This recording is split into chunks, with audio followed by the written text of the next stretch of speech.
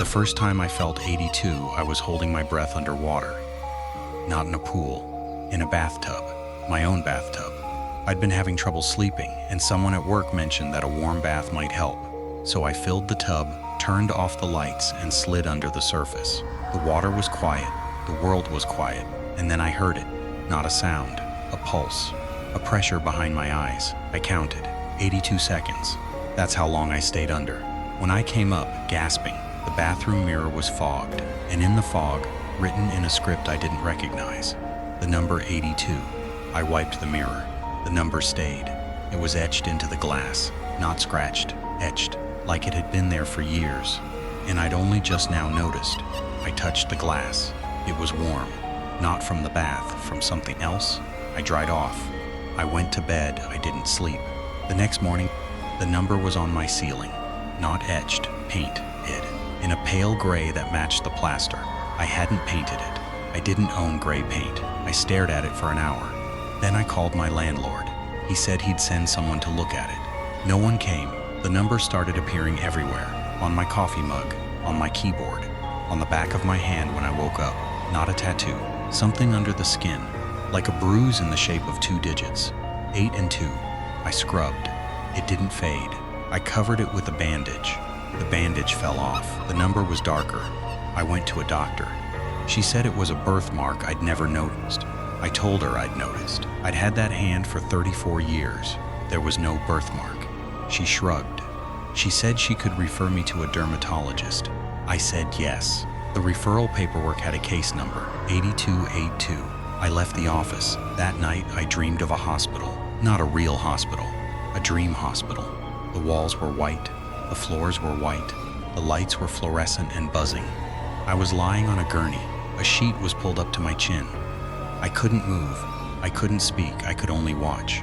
A figure stood beside me. It was wearing scrubs. Its face was a blur, but its hands were clear.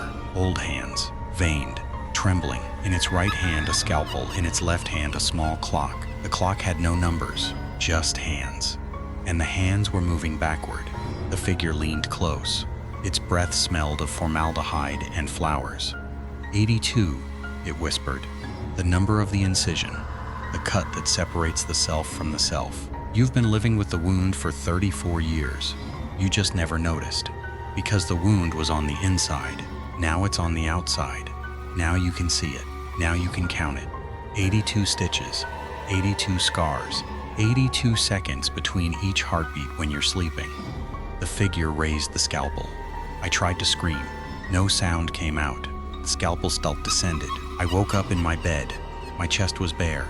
There was no incision, but there was a mark. A thin, white line running from my sternum to my navel. I'd never noticed it before. It looked like a scar, an old one.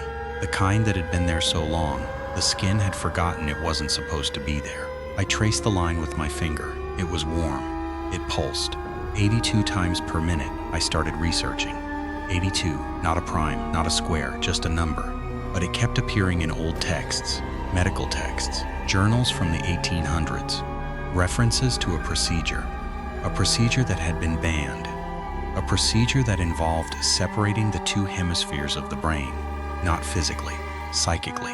The doctors believed that every person had 2 selves, the self that lived in the world, and the self that lived in the dark, the self that spoke, and the self that whispered, the self that remembered, and the self that forgot. The procedure was supposed to sever the connection between them, to silence the whispering self, to kill the dark self. But it didn't work. It never worked. Instead, it created a wound that never healed, a wound that counted. 82 stitches, 82 days, 82 years. The wound would pulse. It would ache. It would remind the patient that the other self was still there, still waiting, still watching. The last entry in the journal was written by a doctor who had performed the procedure on himself. He wrote, "I am now 2, the one who writes, and the one who watches. The one who watches has no name, only a number, 82. It is the number of the cut, the number of the scar, the number of the silence between my thoughts. I can feel it growing. The watching self is getting stronger. Soon it will not watch. It will act, and I will be the one who watches." The journal ended there. The next page was blank, but written in the margin in a different hand was a single word: help. I closed the book. I was in a library, a university library. I didn't remember driving there. I didn't remember checking out the book. I looked at my watch, 8:20, 82. I put the book back on the shelf. I left. I drove home. The whole way I could feel the scar on my chest, pulsing, counting. 82, 82. That was a month ago.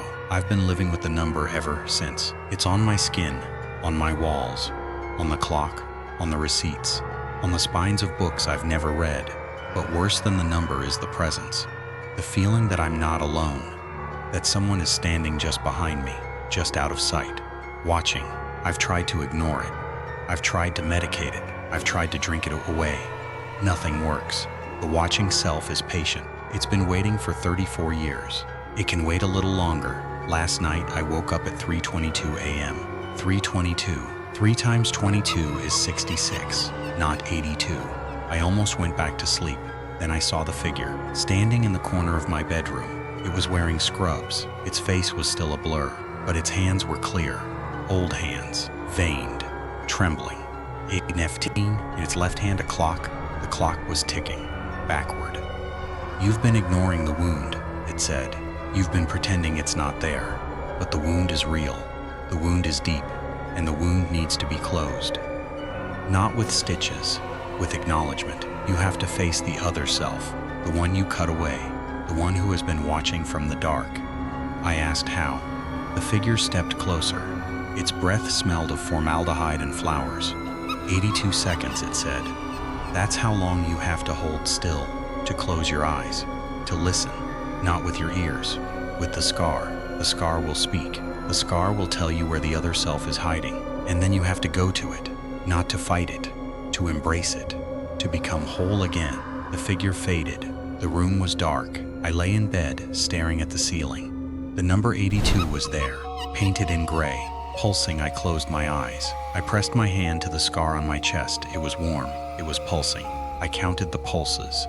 I focused on them. Let them fill my mind. Let them drown out the thoughts, the fears, the doubts. And then I heard it. A voice, not in my ears, in the scar. A whisper, my voice, but younger, smaller, frightened. Hello, it said. I've been waiting for you. For 8,200 days. For 82,000 hours. For 82 million heartbeats. I've been watching. I've been waiting. I've been hoping you would finally listen. I asked where it was. The whisper grew clearer. I'm in the scar. I've always been in the scar. The procedure didn't cut me out, it cut me in. I'm not separate from you. I'm the part of you that you couldn't face. The part that was too painful, too frightening, too real. You buried me here, in this wound, and you've been pretending I don't exist. Tears ran down my cheeks. I didn't know if they were mine or its. I'm sorry, I whispered. The scar grew warm, hot, almost burning. Don't be sorry, the whisper said. Let me back in, not into the wound, into the hole, into the self that you've been protecting. I'm not a monster. I'm not a ghost. I'm just the part of you that remembers, the part that feels, the part that bleeds. You've been numb for so long. Let me teach you how to hurt again, how to heal again, how to be again. I opened my eyes. The figure was gone. The number on the ceiling was fading. The scar on my chest was quiet, still. For the first time in a month, it wasn't pulsing. I sat up. I looked at my hands. The number 82 was still there, under the skin, but it was different, softer, fainter, like it was healing. I got out of bed. I walked to the bathroom.